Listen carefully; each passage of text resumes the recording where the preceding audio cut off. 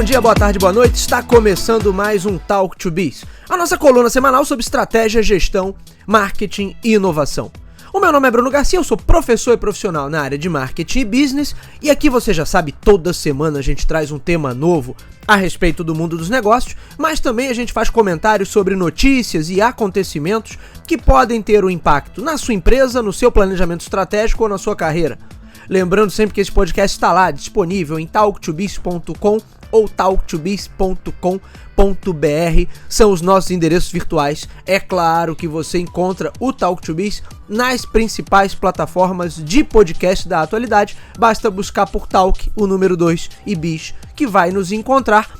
E também estamos no YouTube, sempre fica o meu convite para que conheçam o nosso canal do YouTube. Além de todos os episódios do podcast, tem também conteúdo exclusivo em vídeo. Tem os episódios do Review e tem os episódios do Talk to Biz, onde eu recebo algum convidado. Então esse conteúdo sempre fica disponível em vídeo. E tem os shorts lá também que eu faço, comentando as principais notícias da semana. Então tá bem legal o canal. Fica o meu convite para que conheçam Talk to Biz no YouTube. E hoje nós vamos falar sobre posicionamento de produto e miopia de marketing. O erro do produto que quer ser tudo. Qual é o problema com essas ofertas que querem ser tudo e que não possuem um posicionamento muito claro? Nós já vimos isso inúmeras vezes. E quem estudou o mínimo de marketing e estratégia sabe que não costuma ser uma boa ideia. Vamos voltar aqui alguns passos e explicar o que é o conceito de posicionamento, por que ele é importante. Inclusive a gente já falou, já trouxe esse tema aqui em outros episódios, em vídeos também para o canal no YouTube. O que é o posicionamento? O posicionamento é um link que a gente constrói diretamente com os consumidores. Quando a gente cria um posicionamento claro, a gente facilita a identificação e, mais importante, a gente facilita o processo de categorização de um produto na mente do consumidor. Ou seja, as pessoas estabelecem um vínculo entre aquela oferta e uma categoria de solução específica. Todo produto está sempre associado diretamente a uma solução ou a um pacote de benefícios. Quando uma marca vira referência em uma determinada categoria, isso significa que esse processo de categorização funcionou, ou seja, o posicionamento funcionou. Então, a gente pode definir o posicionamento como esse link direto. A que as pessoas associam a minha marca? A que as pessoas associam o meu produto? A que as pessoas associam o meu serviço? A que as pessoas associam o meu nome? Tudo isso está ligado ao conceito de posicionamento. Portanto, quando eu tenho acesso àquela marca, quando eu sou impactado por ela, quando eu tenho acesso a alguma comunicação, alguma coisa daquela marca ou daquele produto, a referência que me vem é pontinho, pontinho, pontinho. Quando eu tenho isso claro, significa que eu tenho um posicionamento claro, bem definido, que eu tenho um posicionamento forte. O posicionamento é importante porque ele está alinhado com a maneira como a gente organiza as informações dentro do nosso cérebro. Portanto, a gente recebe um conjunto enorme de informações e a gente vai categorizando isso, primeiro em grandes clusters e depois em grupos menores, ou seja, categorias maiores para depois criar subcategorias. Por isso, o posicionamento é tão importante, porque, de certa forma, quando eu deixo claro ou crio um link claro de associação entre o meu produto, a minha marca e o consumidor, eu estou reduzindo o grau de incerteza, eu estou reduzindo o nível de dúvida. E é por isso que esse tema é tão fundamental para qualquer estratégia de marketing e estratégia de negócios por tabela. Existe uma certa elasticidade nesse processo de categorização, certo? Isso significa que se eu tenho uma marca que trata de determinado segmento, eu posso buscar expandir a minha linha de produtos dentro daquele universo. Vamos para um exemplo super básico. Eu trabalho com saúde bucal, então a minha marca pode ter diferentes produtos que abranjam este universo. Isso é uma coisa, porque aí eu estou dividindo a minha solução em diversos produtos que vão atuar em subcategorias específicas, ou seja, em linhas específicas. Mas reparem que quando um único produto tenta atuar em diferentes áreas ao mesmo tempo, a coisa tende a se tornar um pouco mais confusa. Se eu tenho, por exemplo, um complexo vitamínico que também serve como goma de mascar, mas também ajuda a clarear os dentes, vamos supor, criei um exemplo aqui bem louco, isso já começa a despertar uma certa dúvida no público.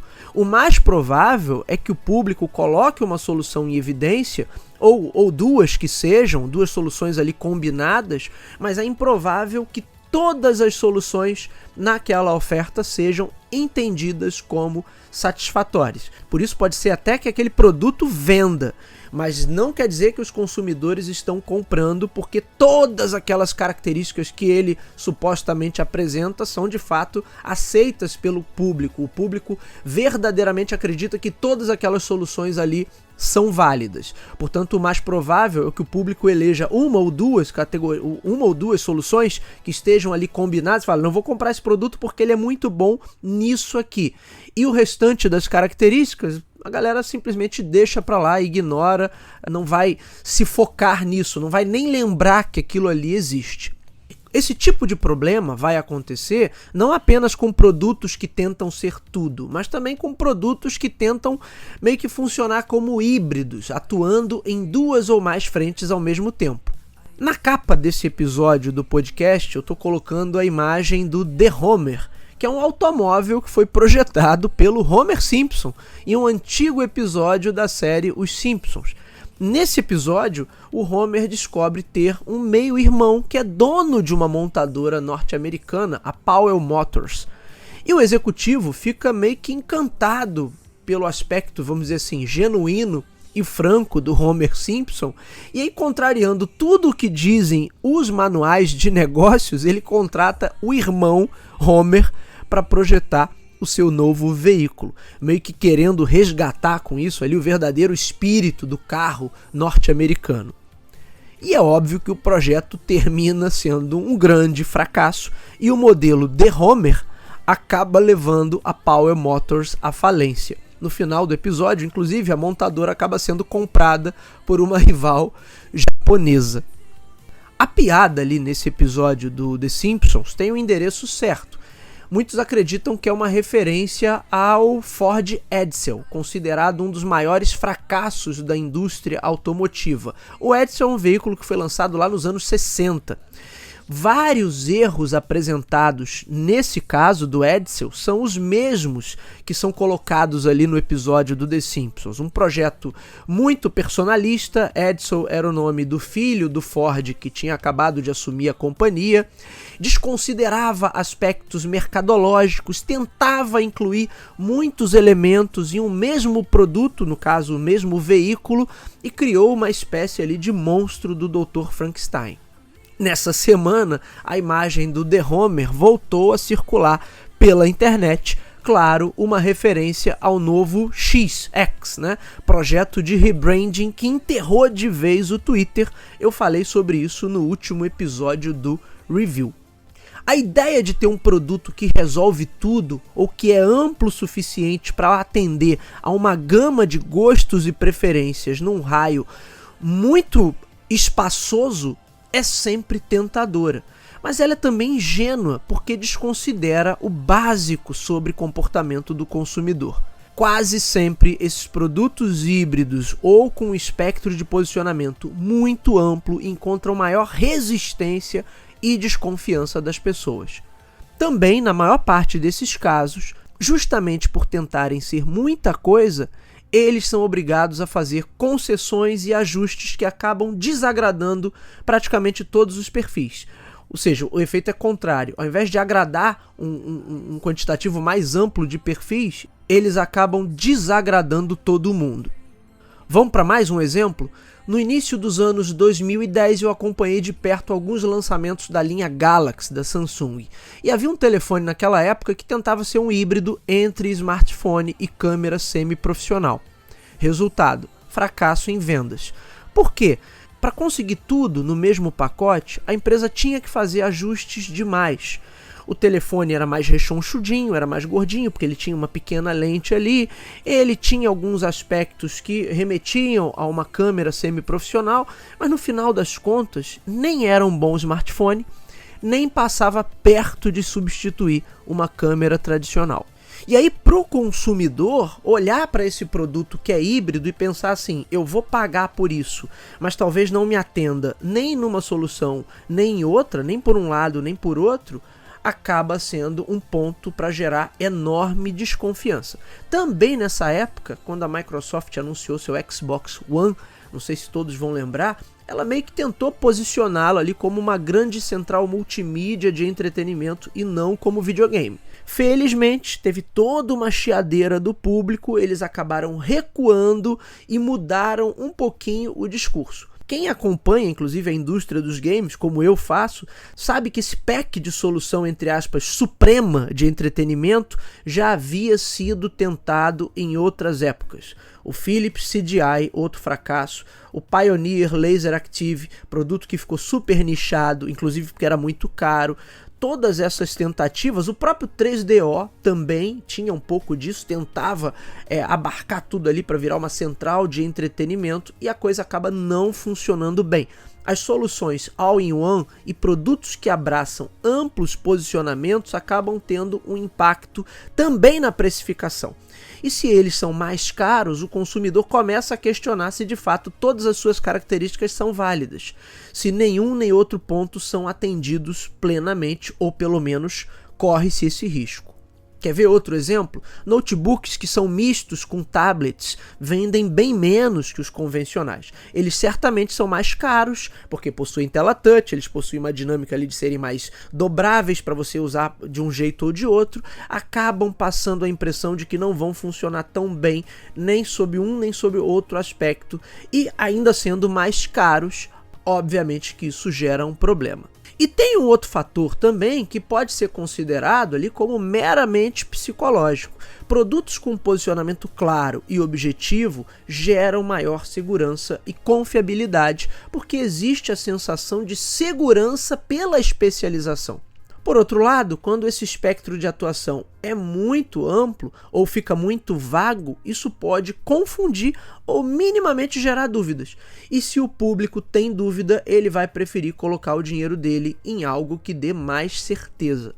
Gente, isso é o básico de qualquer estratégia de marketing: gerar confiança e aproximação. Sempre que eu gero dúvida, por menor que seja, eu estou aumentando o grau de percepção de risco naquele processo de compra e com isso o público tende a se afastar mais do que se aproximar. Afinal de contas, há sempre uma percepção de risco em todo o processo de compra. Já falei sobre isso aqui em outros momentos. Quanto mais eu gero confiabilidade, quanto mais eu torno clara as coisas, maior a aproximação.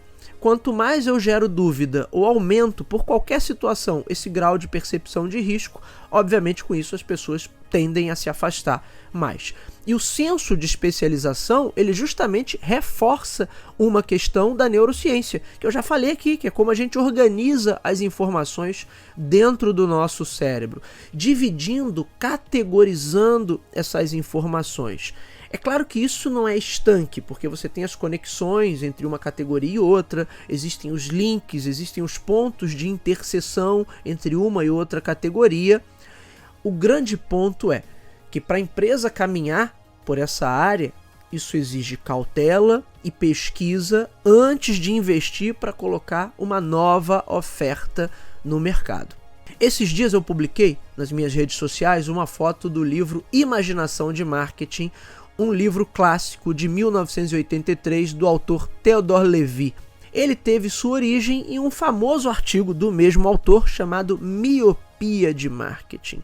E esse é um conceito fundamental para a gente entender as dinâmicas entre produtos e consumidores, mas que sempre acaba sendo deixado de lado. Apesar de ser uma coisa já tão difundida, tão antiga, mas parece que de tempos em tempos a galera esquece. produtos híbridos que tentam ser tudo ou que não possuem um posicionamento claro são um tipo de miopia de marketing. Por quê? Porque revelam que a empresa está seguindo uma lógica própria, interna e desconsiderando a maneira como o próprio mercado funciona e a maneira como o público pensa. Isso acontece na esfera de produtos, isso acontece na esfera de serviços, isso acontece na área de branding. Em todas elas, a gente busca essa especialização como suporte psicológico para a segurança da compra, para a segurança da aproximação. E como eu já disse, sempre que eu gero dúvidas, por menor que sejam, eu estou gerando o problema do afastamento, o que é péssimo pela perspectiva do marketing. Em algumas situações eu posso ter ofertas específicas que assumem essa característica. Quando falamos em alguns serviços como varejo, eu posso ter lojas, canais com raio de atuação incrivelmente amplo, como a Amazon, por exemplo, ou como grandes redes de hipermercados, mas mesmo nesses casos esse raio de atuação possui um limite. Basta a gente pegar qualquer um desses grandes canais e olhar para as categorias mais vendidas ali e a gente vai saber de fato como o canal é percebido pelo público. A gente vai ter esse resultado refletido no que mais vende. Em plataformas digitais também existe essa tentação de querer criar o mega hub que funcione como ecossistema completo. E isso até faz muito sentido. A ideia de ecossistema de soluções hoje está muito em evidência, mas também ela possui os seus limites. E é óbvio que isso acaba funcionando para quem já criou produtos e soluções onde essa plataformização faz todo sentido. Então faz todo sentido para a Apple, para o Google, para a Microsoft terem os seus ecossistemas que integram as soluções existentes. Mas mesmo eles têm diversas limitações. O Google, quando tentou criar uma rede social, falhou miseravelmente. A Microsoft patina no mercado de hardware e tablets, teve que sair do mercado de smartphones com seu Windows Phone. A Apple tem uma adesão relativamente pequena em seus serviços adicionais ali dentro do ecossistema de soluções que a companhia oferece. Por outro lado, o Facebook pode ser um excelente exemplo também. Nasceu como rede social, tentou incorporar tudo ali, rede de vídeo, rede de notícia, ecossistema para pagamentos, para e-commerce, para games. E o que aconteceu na sequência? Uma grande confusão. Hoje, boa parte dessas soluções foi descontinuada ou é deixada de lado pela empresa porque a maioria ali das pessoas não utiliza, sequer sabe que aquilo existe. As pessoas continuam enxergando a plataforma como uma grande rede social, claro que hoje em declínio, mas ainda assim uma grande rede social. Então, a nível de marketing e gerência de produto, criar essas soluções que tentam englobar tudo é sempre muito arriscado. Normalmente esse tipo de ideia vem de uma lógica mais de engenheiros que querem se desafiar ali, criando produtos mais robustos. Isso, inclusive, é um tipo também muito comum de miopia, das pessoas acharem que produtos tenham seus aspectos aumentados ali, a máxima potência sejam os preferidos dos consumidores, mas também essa ideia pode vir de executivos e pessoas mais orientadas ao aspecto comercial e financeiro. Algo do tipo, olha, estão ganhando dinheiro com isso aqui também, a gente precisa dar um jeito de ter essa solução incorporada ao nosso produto, ou oferecer também um produto similar para poder ganhar dinheiro, pegar uma fatia dessa torta. Quando essa ideia surge do pessoal do marketing, com certeza é uma galera que estudou pouco e anda por aí criando desastres com o dinheiro dos outros. Posicionamento e categorização são elementos fundamentais para uma estratégia sólida. A gente poderia ficar horas aqui discutindo e trazendo mais e mais exemplos, mas eu acho que o ponto já está bem consolidado. Quando uma solução tenta ser tudo para todo mundo, o mais provável é que ela não se torne nada para ninguém. Vamos colocar um X de vez nessa questão. Muito bem, senhores, esse foi o nosso Talk to Biz de hoje. O meu nome é Bruno Garcia, você me encontra nas principais plataformas sociais. Bruno Garcia no LinkedIn, Bruno_TalkToBiz no Instagram e também no Threads. O TalkToBiz, você já sabe, está disponível nas principais casas do ramo. Se você é usuário Apple, vai lá no aplicativo de podcast do iOS. Se você é usuário Android, vai lá em Google Podcast. Se você está acostumado a ouvir suas músicas e seus programas prediletos pelo Spotify, Deezer, Amazon Music ou em tantas outras plataformas, também estamos por lá. Basta buscar por Talk, o número 2 e Biz, que vai nos encontrar. É claro que você pode ir direto na fonte nos nossos endereços virtuais, talktobiz.com ou talktobiz.com.br, e também estamos no YouTube. Por fim, fica aquele meu pedido: se você acompanha o nosso trabalho, gosta do conteúdo que é produzido por aqui, ele agrega valor à sua vida, aos seus estudos, à sua tomada de decisão, ao seu planejamento de carreira, compartilhe, indique para os seus amigos. Vamos atuar nessa corrente do bem, levando bom conhecimento, conteúdo qualificado sobre estratégia, gestão, marketing e inovação ao número cada vez maior de ouvintes. É isso, meus amigos, hoje ficamos por aqui. Nos vemos na semana que vem. Um abraço a todos, até lá.